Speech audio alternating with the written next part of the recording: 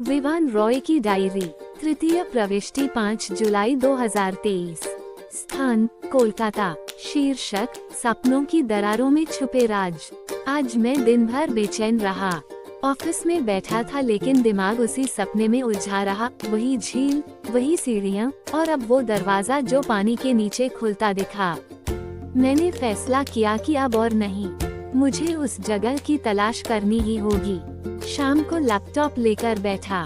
कोलकाता और आसपास की पुरानी हवेलियों, राजमहलों, झीलों के बारे में जानकारी खंगालने लगा।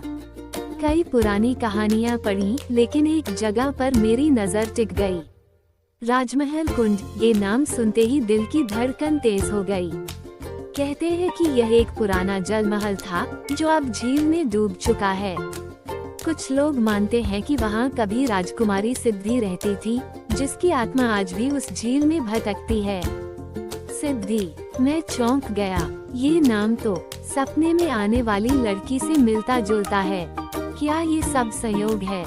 मैंने तय कर लिया, कल मैं वहाँ जाऊँगा। मैं आज सुबह ही निकल पड़ा, सीधा राजमहल कुंड। ये जगह कोलकाता से काफी दूर थी। गांव वालों से पूछते हुए एक पुरानी टूटी फूटी पगडंडी से झील के किनारे पहुंचा। वहां पहुंचते ही कुछ अजीब सा लगा, जैसे मुझे कोई देख रहा हो।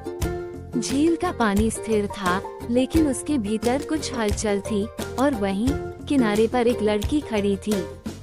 सफेद सूती साड़ी में, बाल खुले हुए, चेहरा उतना ही जाना पहचाना जितना सपनों में। सिद्धि।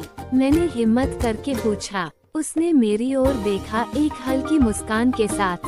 तुम आ ही गए विवान, बहुत देर कर दी।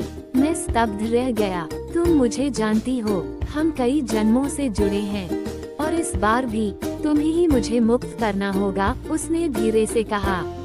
मैं कुछ कहता उससे पहले झील की लहरों में कुछ गड़गड़ाहट हुई। अचानक एक लड़का भागता हुआ आया। आरव, सिद्धि से दूर रहो, उसने चिल्लाकर कहा। मैं चौंक गया। कौन हो तुम? मैं आरव हूँ और तुम जिसे बचाने चले हो वही शायद तुम्हें डुबो दे, उसने गुस्से में कहा। और फिर झील की सतह हिलने लगी, जमीन कांपी और मैं गिर पड़ा पानी की तरफ। आंखें बंद हुई लेकिन आवाजें आती रहीं। सच्चाई वही नहीं जो दिखती है विवान।